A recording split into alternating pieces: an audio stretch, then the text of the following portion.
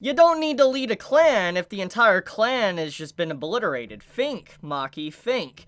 But, memes aside, I swear, like, Doom music would sync up so perfectly with this chapter of Jujutsu Kaisen. Like, Maki was pure 100% savage. Like, she went off. She popped off. She was literally just destroying people left and right. Literally wiped out the strongest members of the Zenin Clan, hopefully I'm pronouncing that right, by herself. She just annihilated them all, and you just have the head left that's probably going to get annihilated next chapter or the chapter after that, but it's just like, holy crap.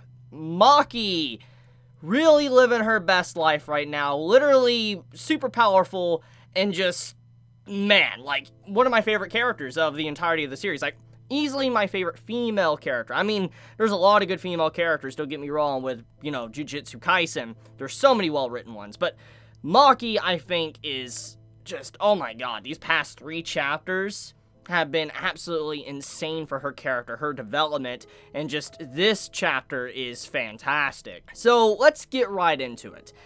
I find that everything about this chapter, as I said, is savage and amazing, but there is a subtle sadness kind of thrown in there throughout the chapter. And it kind of happens in the early portion of the chapter, where Maki kind of comes to a realization that everything that she was striving for, everything that was her dream, everything for her sister, literally just came crashing down, reality set in, and everything for her hardships of joining Jujutsu Hive, her, you know, her wanting to make the Zenin Clan a better place, you know, make the Zenin Clan a better place for her sister, just everything just came crashing down reality, and she has no objective, honestly. Like, her main objective, what she once had when we were first introduced to her, is long gone, which makes everything about this situation incredibly sad, and it's like her only meaning or message that she wants to convey now is destruction. She just wants to get rid of those that literally cause so much harm to her and her sister and everyone else that's been a part of the Zenin Clan and kind of just thrown out, cast aside, looked like they're a lesser. You know, she's getting rid of them, obliterating them, destroying them all. And so this is her objective, her new goal, basically, because her long dream that she once had is just dead now. And like I said, the reality kicks in, and it's sad to think about. She has lost everything. And that final segment at the end of the chapter where she's confronted and, you know, he's like, oh, do you not have a heart? And she's like, no, my heart's dead now. Which basically was, you know, letting us know that, you know, Mai is her heart. And with Mai being gone, her attachment to reality, her attachment to the Zenin Clan is just completely over. She has no attachment to it whatsoever. She does not care. She literally just wants it gone and out of her sight for the rest of her life. And it's kind of like, literally, she became Toji. She really did become Toji, which explains kind of like the little side-by-side panel we had in the last chapter when her father looked at her.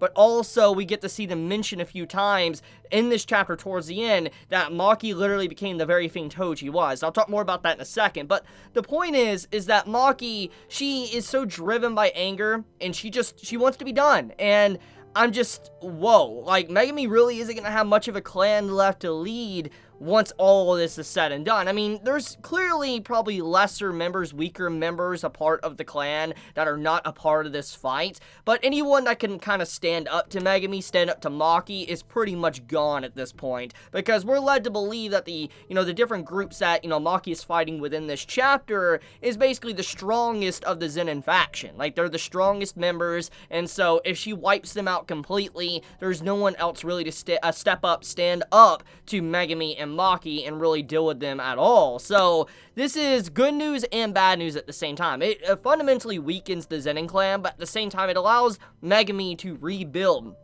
the whole clan in a better form, a better shape. Basically, when we think about everything we know about the history of the Zenin Clan since its introduction through Maki and Mai and Megumi, we know that this clan is very corrupt. It's very evil, it has really awful things it does, and a lot of the different clans and stuff in the Jujutsu Kaisen world are very messed up, but this one in particular we have a close attachment to because of everything that's kind of happened throughout the story. And so with their destruction, Megumi could theoretically rebuild it in a better image and really lead the Jujutsu world into a better future. So I am looking forward to this. This is really going to get to show Megumi really stepping up to be a good leader, unless Maki really does take the reins, which that would be fascinating. But just judging by her personality and what we've seen in this chapter, in the last chapter, I doubt she wants anything to do with the entirety of the clan. In all honesty, I think the Zenin Clan might even get a name change. Like, think about it. Megumi's last name, you know, he took his last name. He didn't take, you know, Zenin Clan. He chose his mother's last name. So when you think about it, it's likely that maybe even the entire clan name might be changed as well, because of just the destruction that Maki is currently causing, which would also be very fitting. Just switch the entire name, get rid of this clan, and just start from completely fresh and anew again. I would like that. But enough of that, let's talk about Toji and Maki and kind of how similar they are and what the Zenin Clan said at the end of the chapter. So we're led to believe through a few panels that the Zenin Clan thinks that Toji is still alive. That right there is very, very fascinating.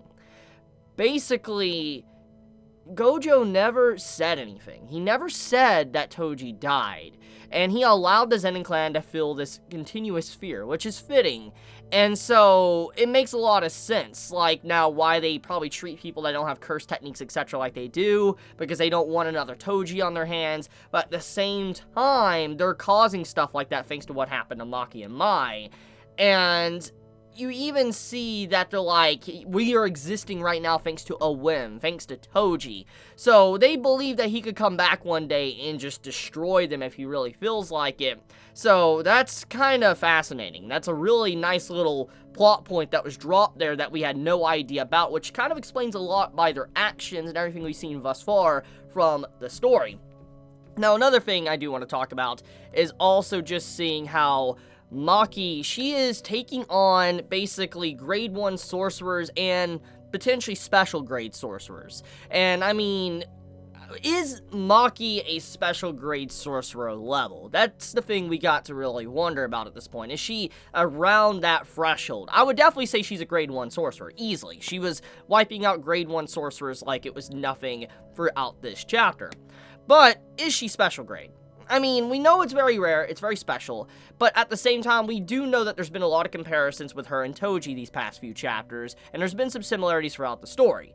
So when you think about it, it wouldn't be a stretch to say that she might become a special grade. I don't think she is one yet, but she might truly become a special grade after this entire fight she's currently having, and step into that realm because of just learning the new technique she has, and her full power she's capable of thanks to Mai's sacrifice. That is what I'm led to believe. I could be wrong, but that's what I believe so far. So I think the artwork of this chapter is fantastic in terms of color page. Oh my god, that color page is so good. And I didn't know this actually when I was reading and catching up to Jujutsu Kaisen, but Maki's ear is gone. I didn't even know that. I didn't even know her ear was gone. I must have missed that when I was reading. I didn't even know, but the color page literally shows that her ear is gone. And I was just like, whoa, holy crap.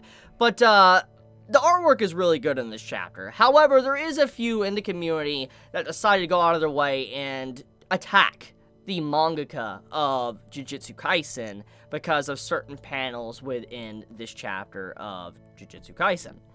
And that is these panels. Now, when you look at these panels, clearly they're not finished. It's very obvious they're not finished. It reminds me a lot of when Horikoshi Sensei from My Hero Academia, he had a few issues like a year ago, he was sick and all that, and you saw how his panels were very rough, just like this. And basically, he said he would correct it with, you know, the volume release, and it was, but it was rough when it released as a chapter. And the same thing can be said about this. For instance, some of these panels look very rough, but which leads me to be concerned. I'm not upset by the artwork. I think it still looks good visually, even if it looks different, but people are attacking the mangaka and not really understanding kind of what this actually represents. It must mean that the author is sick. The author didn't have enough time because of delays, deadlines, etc. There is a lot of things that could be put on display for what's going on here. I mean, when we look at the color page, clearly there might have been a lot of time put on the color page. There might have been a lot of time in other scenes, maybe writing the story. But I feel like people that are coming at the chapter and the writer because of that, it's like, are you serious right now?